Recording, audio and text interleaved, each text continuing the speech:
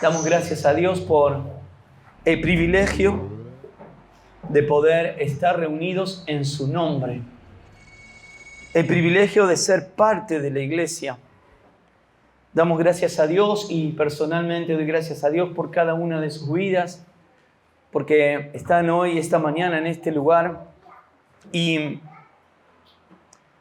de tantos años de servir al Señor, puedo de alguna manera justificar que realmente no existen casualidades ni suertes en la vida de un creyente, sino que existen propósitos de Dios.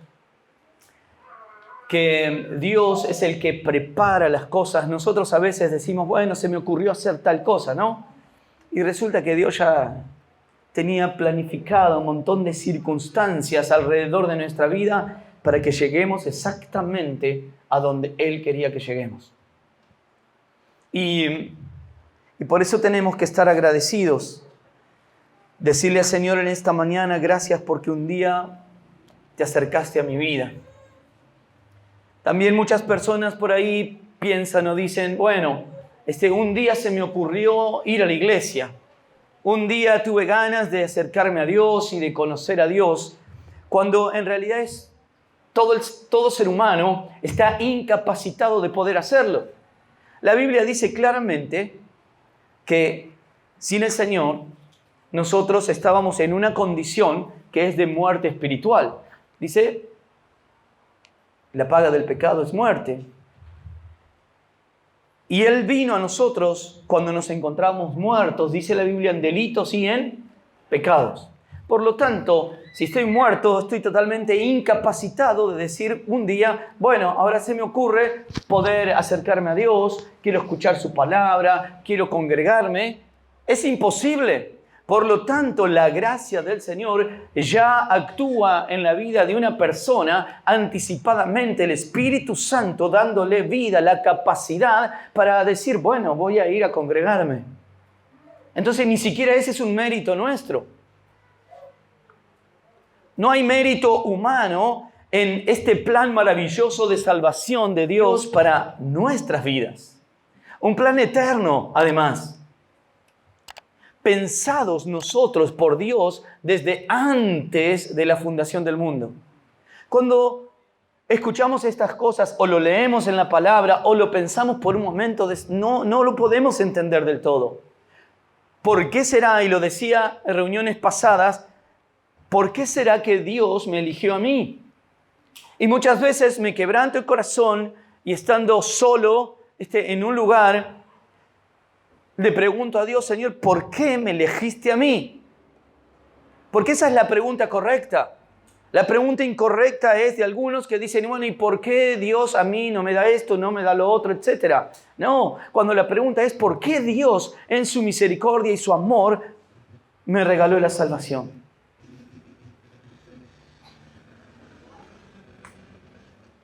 Bueno, vamos a escuchar igual el mensaje. Entonces, queridos hermanos, esta mañana tomemos conciencia de quiénes somos y de lo que dice aquí la palabra de Dios. Les escribo a ustedes que creen en el nombre del Hijo de Dios. Y este pasaje es significativo y uno puede decir, ¿cómo que creen en el nombre del Hijo de Dios? Y si usted ve su Biblia y si usted va al escrito original, va a ver que aquí la palabra Hijo de Dios está en mayúscula y dice en el nombre del Hijo de Dios. Está hablando de la representación de Dios mismo, porque cuando vamos a ver en los pasajes encontramos que a Jesús, ¿por qué lo querían matar?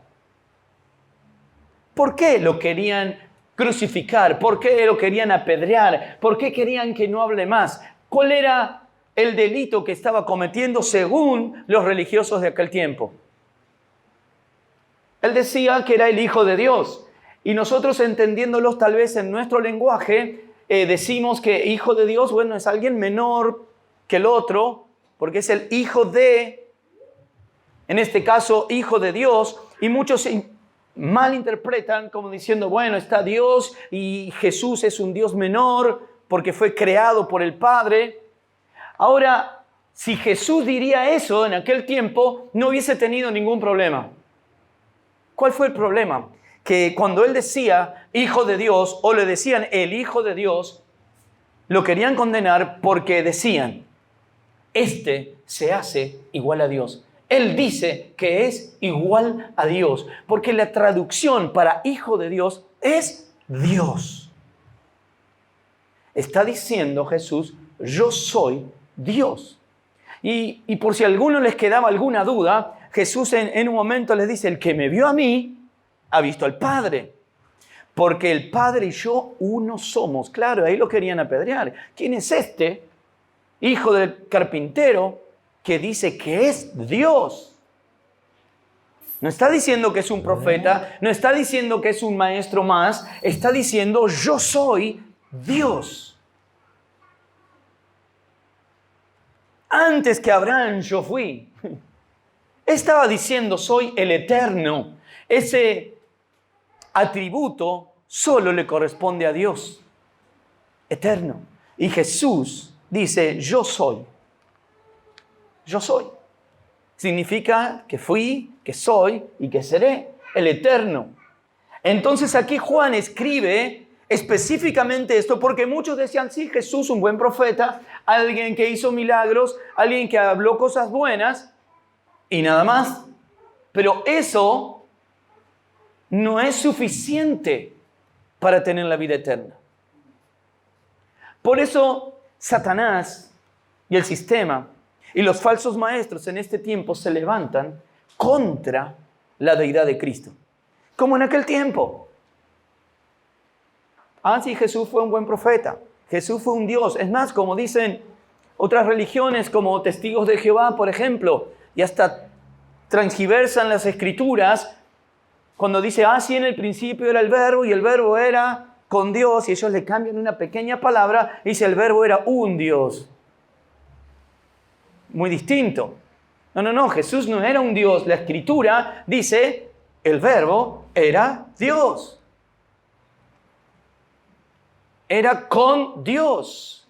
Y está hablando de la unidad de Dios.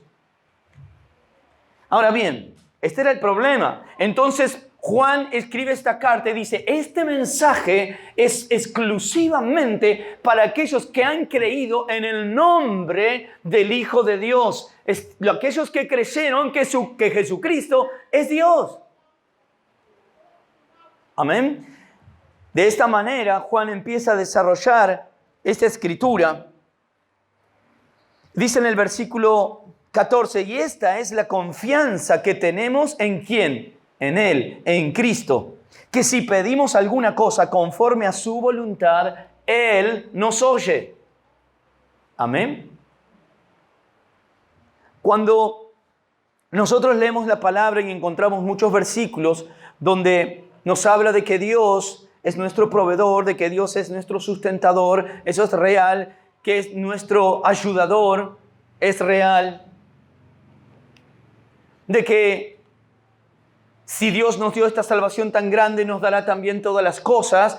Amén, es real. Ahora bien, hay muchos versículos en la Biblia como esto que dice, esta es la confianza que tenemos en Él, que si pedimos alguna cosa, voy a hacer un paréntesis, Él nos oye. ¿Está bien?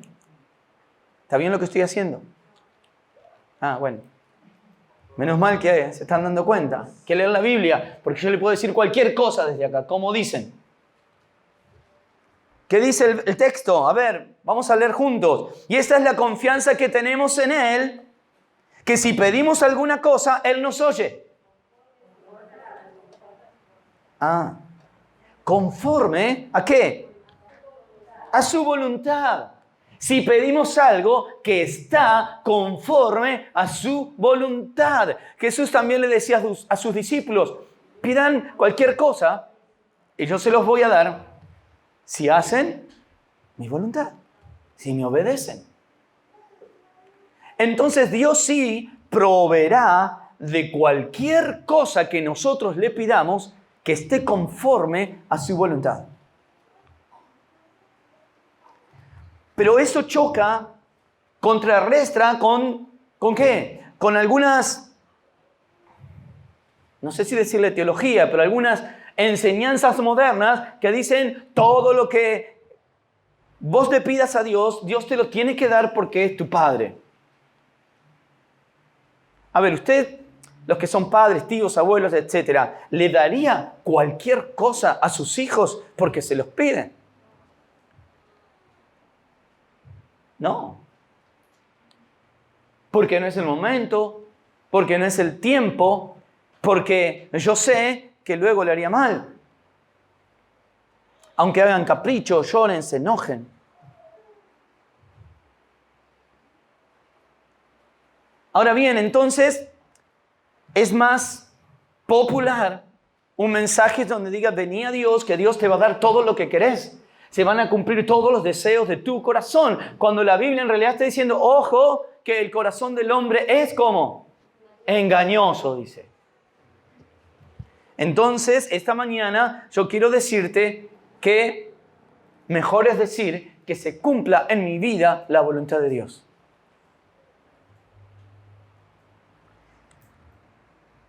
Este versículo, de repente, estamos hablando de la vida eterna y ahora dice, cualquier cosa que pidamos, Él nos oye conforme a su voluntad, porque es así, Él tiene un plan para tu vida, Él tiene un plan para mi vida, y entonces si yo estoy ajustado a ese plan, todo lo que yo necesite para llevar adelante ese propósito, ese llamado de Dios, Dios me lo va a dar, sin ninguna duda.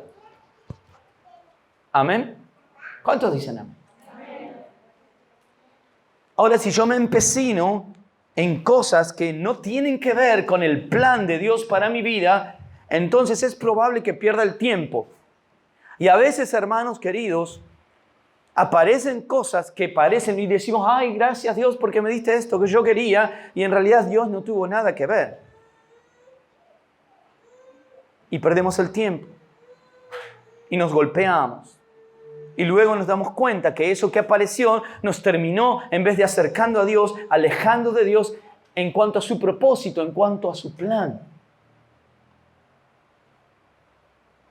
Yo pregunto, ¿existirá algo que Dios nos quiera dar a nosotros que lo aleje de su plan y de su propósito? De ninguna manera. Pero una y otra vez sucede eso. Entonces tenemos que ver que pidamos a Dios conforme a su voluntad. Dice versículo 15, y si sabemos que Él nos oye en cualquier cosa que pidamos, sabemos que tenemos las peticiones que le hayamos hecho. Entonces, ¿qué quiere decir esto? Que si yo estoy en el propósito y la voluntad de Dios, cualquier cosa que le pida a Dios para llevar adelante ese plan, estoy totalmente seguro, convencido de que Dios me lo va a dar. Amén. Ahora, si yo no estoy andando en la voluntad y el propósito eterno, perfecto de Dios en mi vida, yo no voy a tener la certeza, la seguridad de que Dios me va a dar porque es real.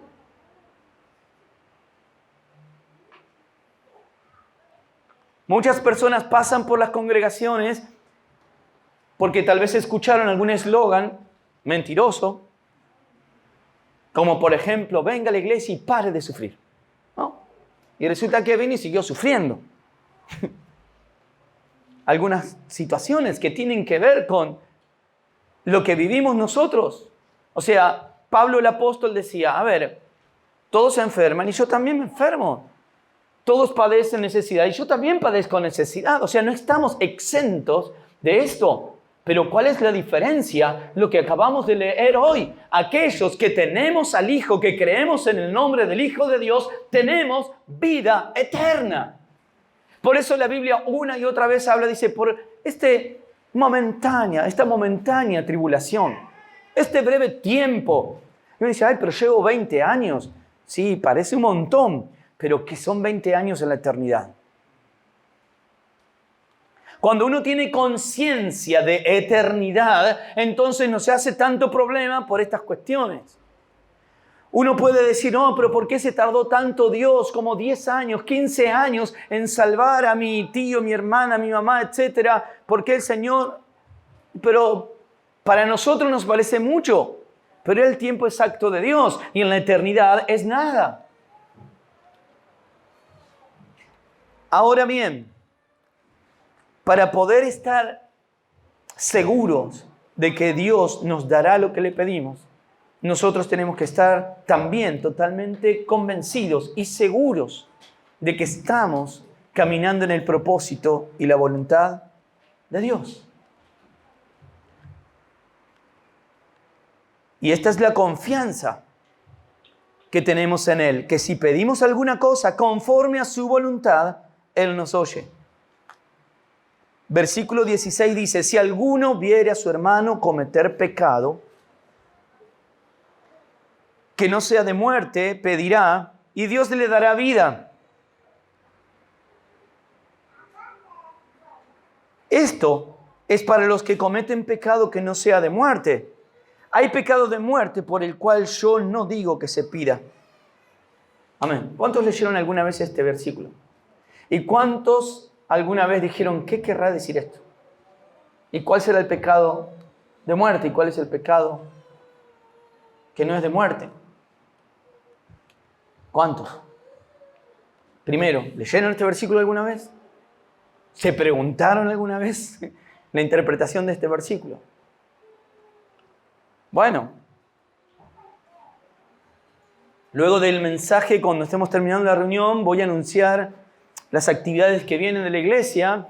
Igual yo les voy a decir esto hoy, ¿no? Pero en abril, el 4 de abril, tenemos nuestra reunión de presentación y de organización de nuestro seminario bíblico, que comenzarán los sábados a las 18:30 horas, todos los sábados. Bueno, una de las materias es hermenéutica, que tiene que ver cómo interpretar la Biblia. Y lo básico para una interpretación de un texto es leer el contexto. ¿De qué viene hablando? ¿De qué está hablando el texto?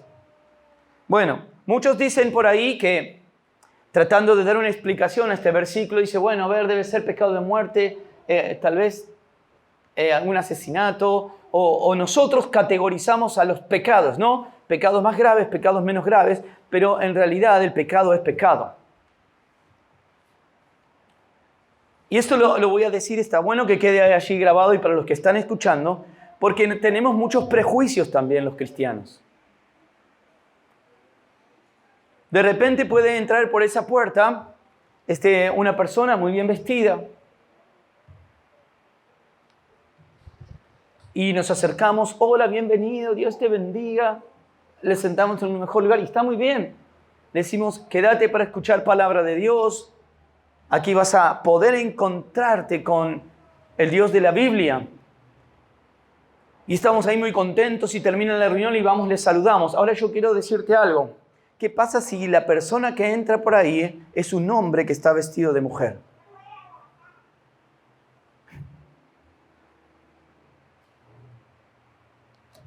No sé si ya todos le van a saludar. Y estoy hablando de los horrores que comete la iglesia. A ver, yo les voy a preguntar, ¿ustedes qué sabían de este hombre hipotético que yo dije? ¿No sería un violador? ¿No sería un estafador que dejó a cientos de personas en la calle? ¿No sería un golpeador? No sabe. Pero estaba bien vestido de fuera. Ahora de repente nos encontramos con otra cosa que nosotros... ¡Oh! ¿De qué estoy hablando? El pecado es pecado. Se ve a simple vista o no, nos parezca más grave o menos grave. Ahora bien, algunos categorizan y dan algunos ejemplos, como por ejemplo, dicen, bueno, mentirle al Espíritu Santo es el pecado que lleva a la muerte, porque toman el ejemplo de Ananías, ¿no? Y dicen, bueno, ven que él murió porque le mintió el Espíritu Santo.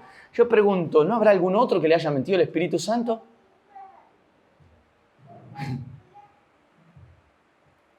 y no están muriendo masivamente como deberían estar muriendo.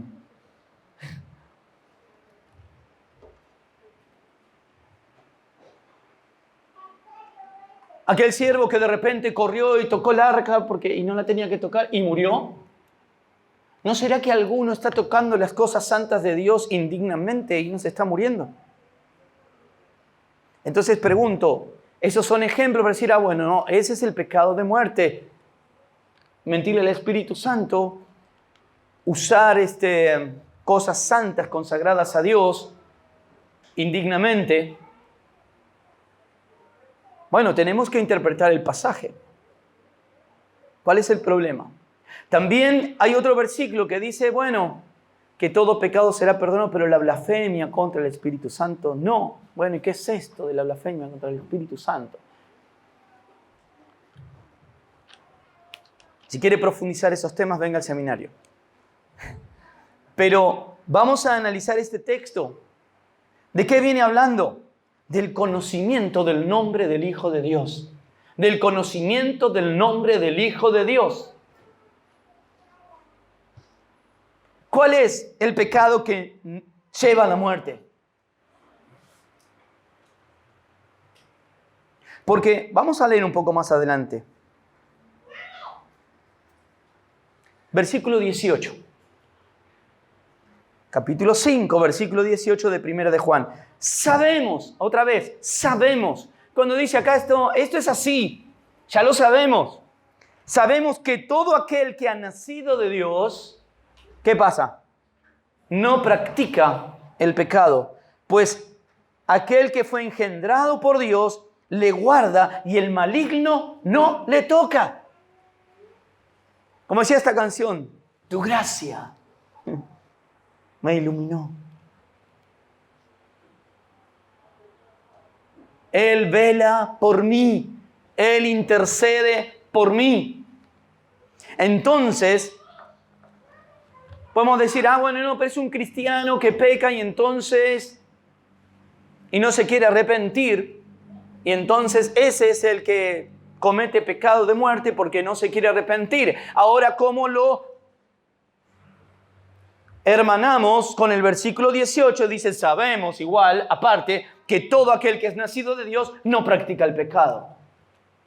Entonces ya esa interpretación se cae. No es un cristiano verdadero que no se quiere arrepentir de un pecado. Porque acá está diciendo, sabemos que el que es nacido de Dios no practica el pecado. No practica el pecado. Entonces, ¿quién es el que practica el pecado? El que no ha nacido de Dios.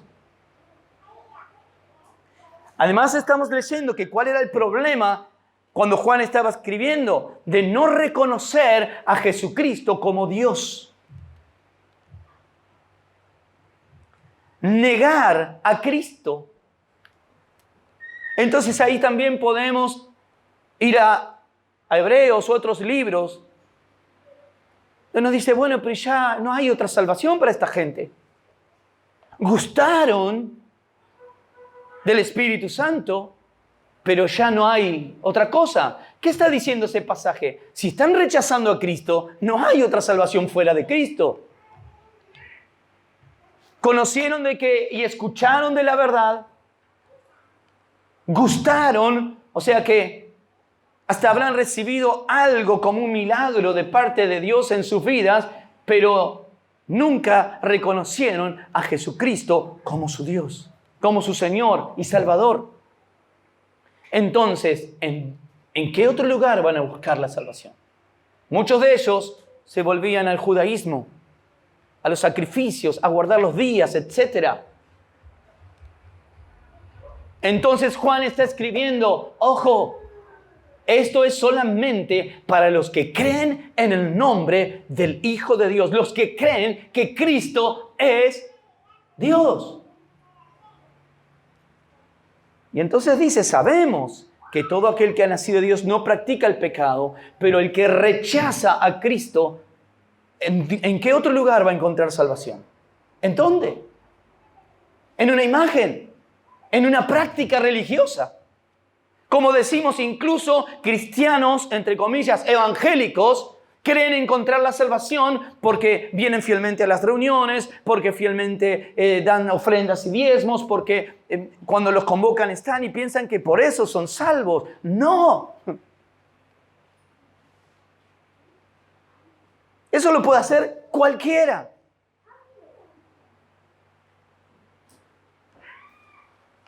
Tiene vida eterna aquel que ha conocido a Dios.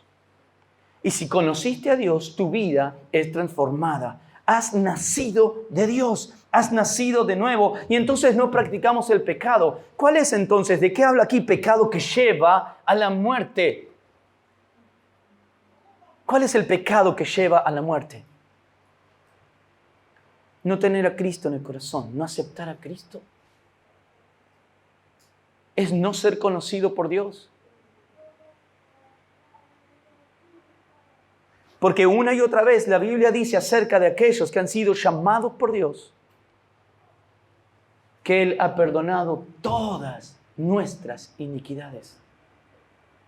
Él ha perdonado todos nuestros pecados. Bueno, todos menos este, menos aquel, menos el otro. No. Él nos perdona todos nuestros pecados. Aquellos que estamos en Cristo, aquellos que conocemos a Dios y que somos conocidos por Dios. ¿Recuerdan el pasaje que hablábamos la semana pasada, ¿Qué decíamos? En aquel día, muchos dirán, Señor, Señor, en tu nombre hicimos esto, en tu nombre hicimos lo otro, etc. ¿Y qué les dirá el Señor a muchos en aquel tiempo?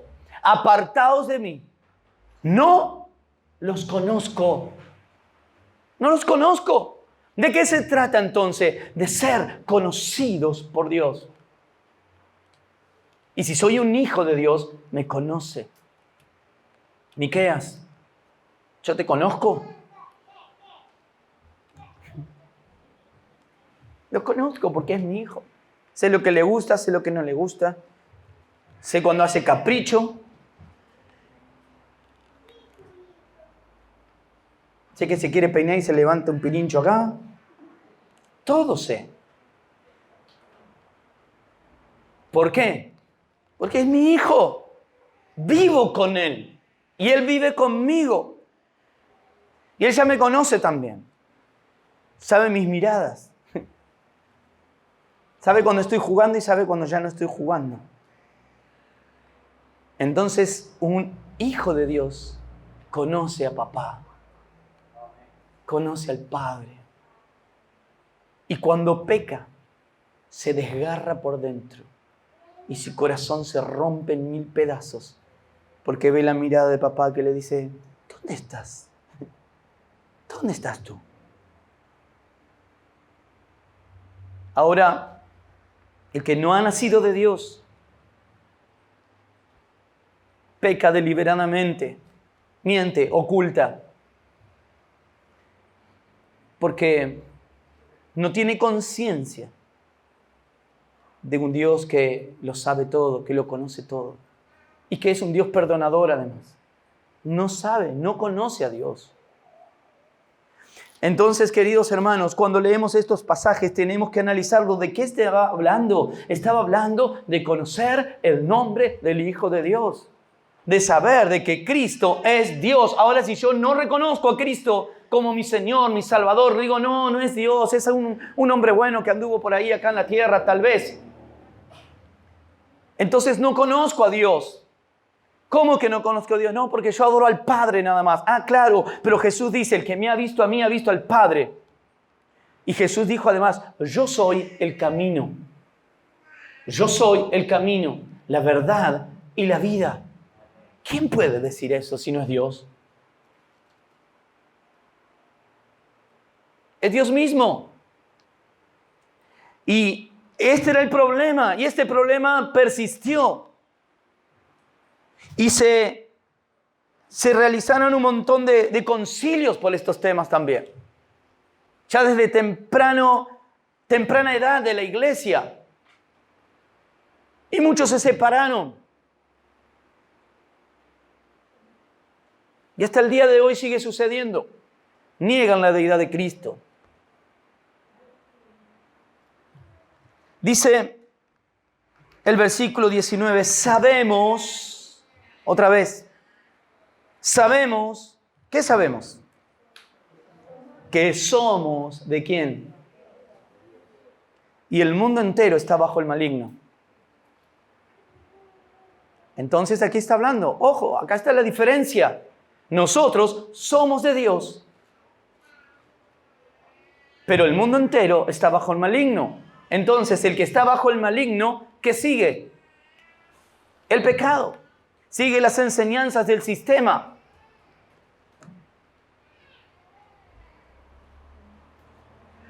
Amén. No hay un más o menos. No hay un estado intermedio donde podemos decir, bueno, no, casi cristiano. No, no hay casi cristiano. Bueno, casi mundano. No, tampoco. O está bajo el maligno, o está en la luz. O es hijo de Dios, o no es hijo de Dios. ¿Por qué nos confundimos? Y porque a veces nosotros queremos verlo con nuestras emociones y querer como que ayudar un poco y decir, bueno, no, pero la verdad que es tan bueno. Pero si no se arrepintió de sus pecados, si Cristo no es su Señor, por más bueno que sea o buena, está bajo el maligno. Y eso ha traído mucho problema a la iglesia, porque llenamos la iglesia de gente buena, como dicen, gente copada, pero que no conoce a Dios.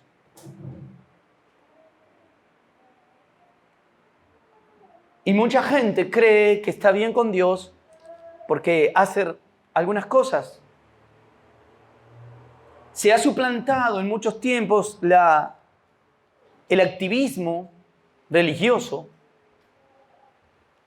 por una verdadera vida consagrada a Dios. ¿A qué me refiero? Hacer acciones hacia afuera constantemente para decir, acá está la iglesia, acá está la iglesia, acá está la iglesia, cuando en realidad cada creyente debe mostrar a Cristo en su vida. Si cada creyente o cada uno de los que dicen ser creyentes en este país mostraran a Cristo en su vida todos los días, 3 Argentinas estarían convertidas, más o menos. Pero suplantamos eso con una marcha, por ejemplo. Somos cristianos, somos muchos. Somos cristianos, somos muchos. ¿Y pero por qué no le hablas a tu vecino ahí y decís, necesitas a Cristo? En la marcha. ¿A dónde dice la Biblia? Marchen con carteles. Bueno, no va a aparecer eso, ¿no? Pero el Señor dice, id y hacer discípulos. Y discípulo, hablamos con Ángel el otro día, ¿qué significa? Uno que aprende. O sea que le tengo que estar enseñando. Tengo que ser constante, visitarle, estar, conocer a la persona, presentarle a Cristo, hablarle de la palabra, enseñarle la palabra, etc. Eso es hacer discípulo. Sabemos que somos de Dios. ¿Cómo sé que soy de Dios? Dice la Biblia también, el que dice que es de Dios, ¿cómo debe andar? Debe andar como Él anduvo. ¿Qué significa cristiano? Bueno, ser como Cristo. ¿Por qué decía, estos son cristianos? ¿Cómo se daban cuenta en aquel tiempo? Ahora dicen, estos son cristianos porque estamos tocando música con letra cristiana, nada más. Está bueno, pero que me identifiquen que soy cristiano simplemente por una canción.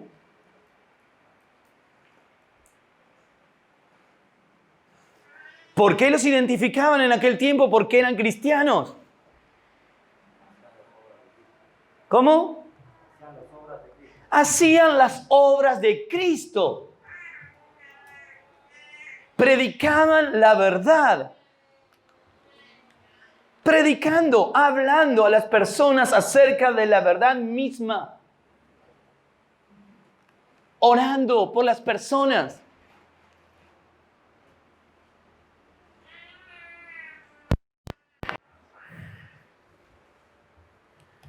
Recuerdo un día hablando con alguien, no voy a decir cuál es su función en una iglesia, pero me decía, no, tenemos que juntarnos muchos para que vean que la iglesia evangélica somos un montón. ¿Para qué?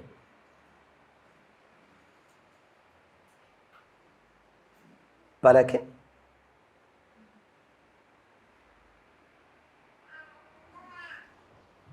¿Cuál es la finalidad? Somos muchos. Ajá. ¿Y? David una vez hizo un censo y le fue muy mal.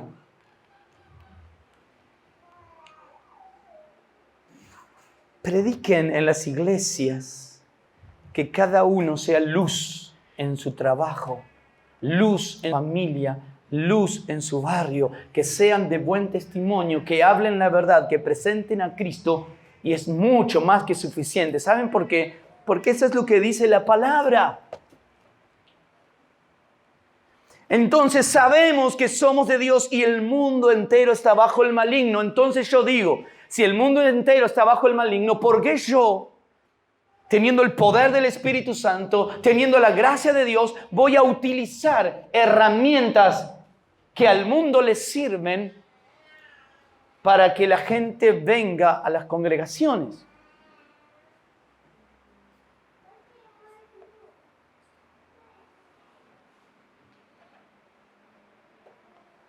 Hasta ahí nada más hoy, porque si no, como dice Simón, se me calienta el pico, dice. No es necesario.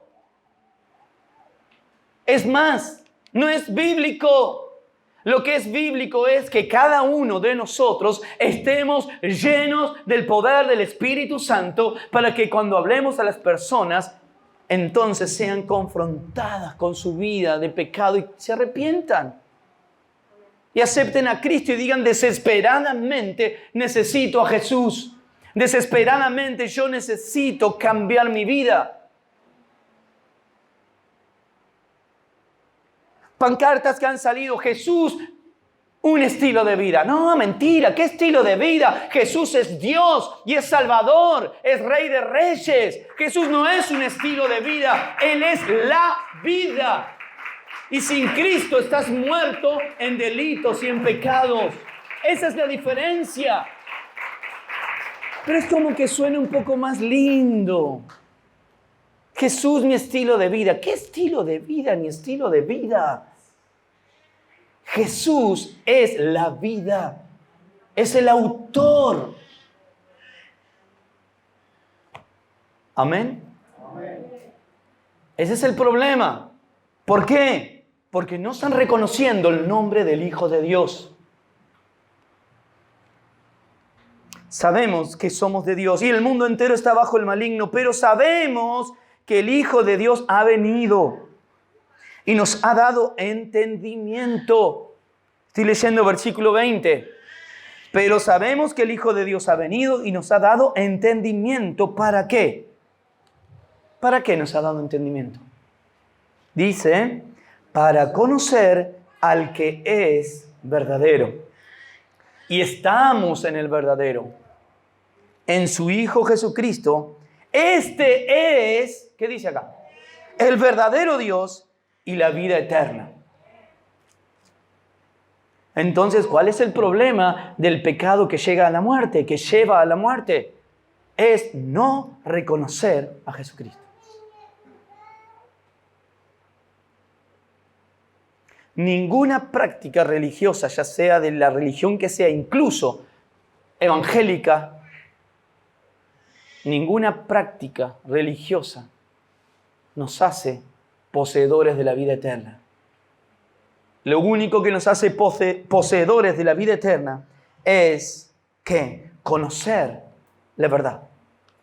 Y conocer la verdad significa conocer a Cristo, reconocerlo como quien es Él. Amén. Termina diciendo, 21. Mire qué interesante. Dice, ¿qué tiene que ver esto, no? Este versículo parece, si uno lo mira rápidamente, como que está descolgado del contexto. Termina diciendo, hijitos, guardaos de los ídolos. Amén.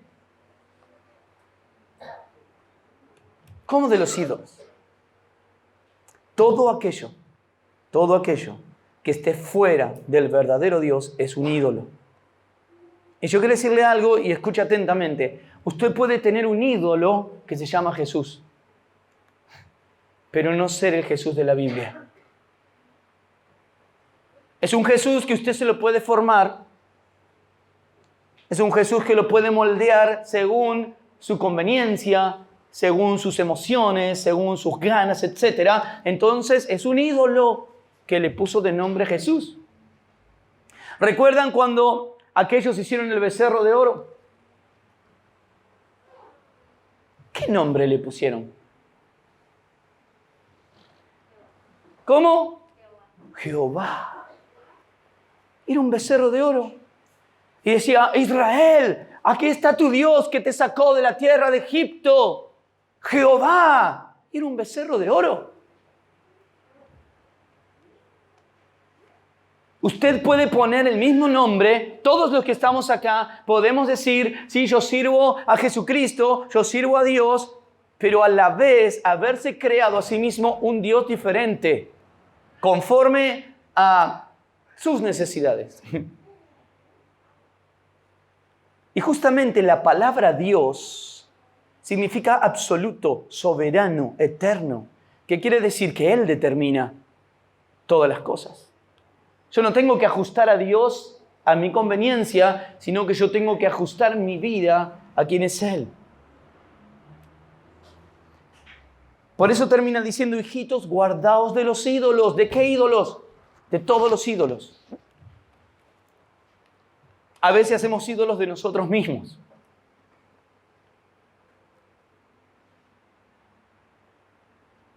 Sin que hagamos una estatua, por ahí mirándonos al espejo. No, ese es el grave problema y es lo que el sistema, el mundo, Satanás, introduce en las congregaciones para que las personas sean engañadas y crean que están sirviendo al Dios verdadero, pero en realidad están siguiendo a un ídolo. Por más que le llame Jehová, por más que le llame Dios, por más que le llame Jesús, es un ídolo, no es el verdadero Dios de la Biblia. ¿Y cómo sé que ando en la verdad? Porque conozco la verdad y la verdad es esta. Yo me tengo que ajustar a la verdad, tengo que conocer la verdad. Hermanos, estamos en tiempos realmente difíciles. Por eso a propósito al principio leía un versículo y salteaba una parte. Y saben que las masas en general, alguien lee así y dice amén, amén.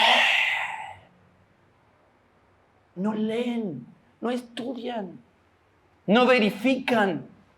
Usted, hermano, tiene la responsabilidad delante de Dios, después, en su casa, de agarrar este pasaje y volverlo a leer y estudiarlo. Es su responsabilidad. Mi responsabilidad es preparar el mensaje y doy cuenta y daré cuenta a Dios de lo que dije esta mañana en este lugar. Pero usted dará cuenta a Dios de que si simplemente dijo, bueno, si lo dijo el pastor ya está. No, usted tiene la responsabilidad de leer la Biblia y de estudiar lo que yo dije. Mucho tiempo me va a llevar. Bueno, si quiere andar en la verdad, haga eso. ¿Cuántos quieren andar en la verdad? Veníamos hablando que la vida eterna, ¿qué es justamente? No conocer a Dios. El pecado en la vida del creyente es una cosa y el pecado en la vida de aquellos que no son de Cristo es otra cosa. El que no está en Cristo es esclavo del pecado. ¿Qué quiere decir? No tiene opción de ninguna manera. Y ya ha sido condenado. Ahora el pecado del que está en el cristiano le produce tristeza en el corazón y arrepentimiento. Y se arrepiente. Algunos dicen, pero ¿cómo puede ser que este sea cristiano? Y mira cómo vive su vida siempre así. Hace 20 años que va a la iglesia, pero mira todas las cosas que hace. Que vaya y que asista a algún lugar no quiere decir que conozca a Dios.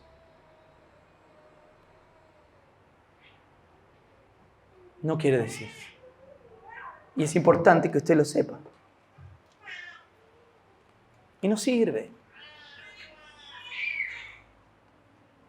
Y tenemos que advertir a esas personas, decir, mira que tenés que convertirte.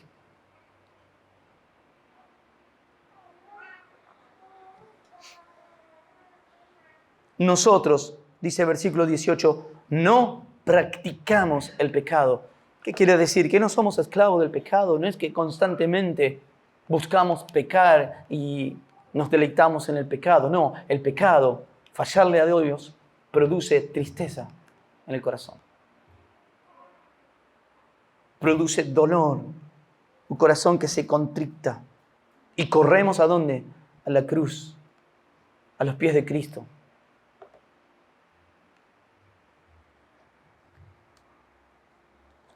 Para ir terminando, Romanos 6:23 dice: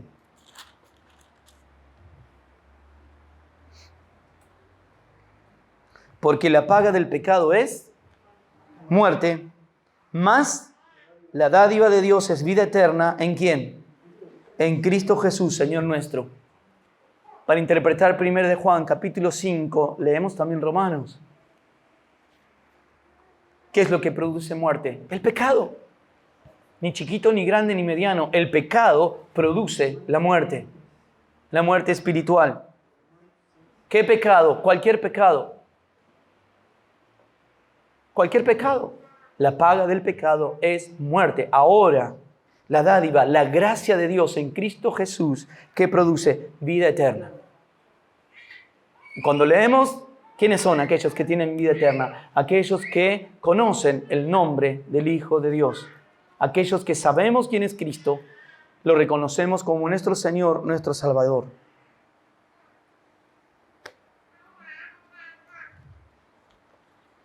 Muchos en aquel tiempo se levantaron para negar la deidad de Cristo. Y eso se va a seguir repitiendo en la historia, en nuestro tiempo. Y van a aparecer como novedades. Ahora interpretamos bien la Biblia.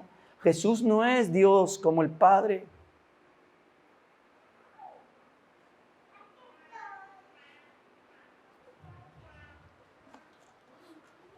Yo quiero ir al cielo para estar con Él.